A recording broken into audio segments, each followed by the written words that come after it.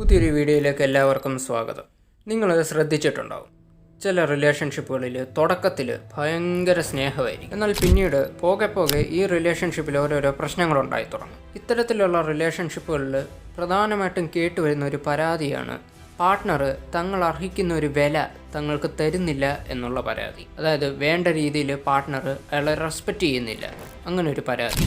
ഈ റെസ്പെക്റ്റ് എന്ന് പറയുന്നത് നമ്മുടെ ജീവിതത്തിൽ നമ്മൾ ഏറ്റവും കൂടുതൽ ആഗ്രഹിക്കുന്ന, അതുപോലെ നമുക്ക് വേണ്ട ഒരു സാധനമാണ്. പ്രത്യേകിച്ചും ഈ റിലേഷൻഷിപ്പിലേക്കൊക്കെ വരുമ്പോൾ ഏറ്റവും കൂടുതൽ ഈഗോ ക്ലാഷ് ഉണ്ടാകുന്നത് ഈ റെസ്പെക്റ്റുമായിട്ട് ബന്ധപ്പെട്ടായിരിക്കും. നിങ്ങൾ നിങ്ങളുടെ പാർട്ട്ണറെ നല്ലപോലെ കെയർ ചെയ്യുന്നുണ്ട്, നല്ലപോലെ റെസ്പെക്റ്റ് കൊടുക്കുന്നുണ്ട്, പക്ഷേ അതിനനുസരിച്ചുള്ള റെസ്പെക്റ്റോ കെയറോ നിങ്ങൾക്ക് അവർ തിരിച്ച് തരുന്നില്ല.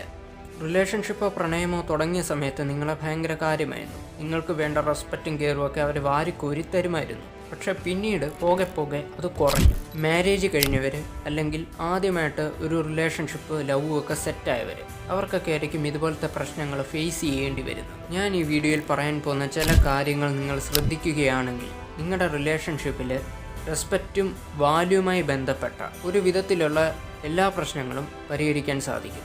ആദ്യമായി ചാനൽ കാണുന്നവർ ചാനലൊന്ന് സബ്സ്ക്രൈബ് ചെയ്ത് ബെൽ ബട്ടൺ കൂടെ എനേബിൾ ചെയ്യുക. ഈ വീഡിയോ ഇഷ്ടപ്പെട്ടാൽ ഈ വീഡിയോ ഒന്ന് ലൈക്ക് കൂടെ ചെയ്യുക.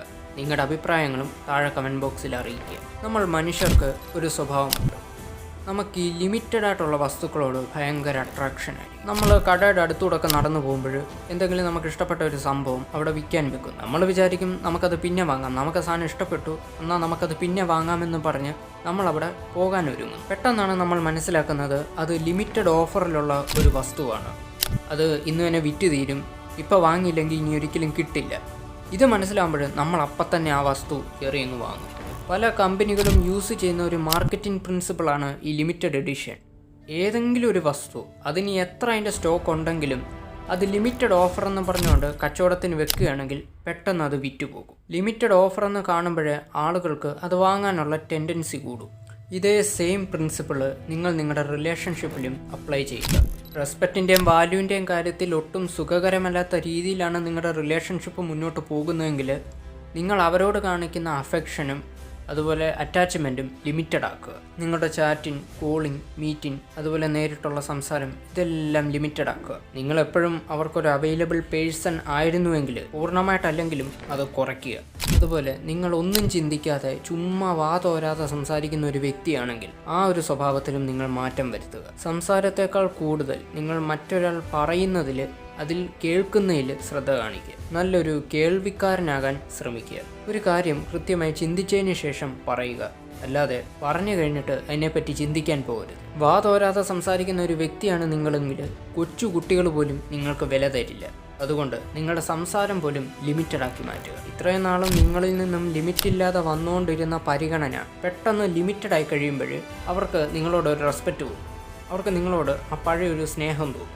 പിന്നെ അവർ തന്നെ ഒരു സാഹചര്യം ഉണ്ടാക്കി നിങ്ങളോട് ഇങ്ങോട്ട് വന്ന് സംസാരിക്കാൻ തുടങ്ങും. ഫ്രീ ആയി കിട്ടിക്കൊണ്ടിരുന്ന ഒരു വസ്തുവിനോടുള്ള വില എന്തോ അതായിരുന്നു ഇതുവരെ അവർക്ക് നിങ്ങളോടുണ്ടായിരുന്നത്. നിങ്ങളിൽ നിന്നുള്ള പരിഗണന ഇനി അവർക്ക് കിട്ടണമെങ്കിൽ അവരും പണിയെടുക്കണം എന്നായി കഴിയുമ്പോൾ അവർക്ക് നിങ്ങളോട് അന്നുണ്ടായിരുന്ന ആ ബഹുമാനം തിരിച്ചു വരും. അതുപോലെ തന്നെ ശ്രദ്ധിക്കേണ്ട ഒരു കാര്യം, നിങ്ങൾ നിങ്ങളുടേതായിട്ടുള്ള കുറച്ച് ബൗണ്ടറീസ് സെറ്റ് ചെയ്യുക.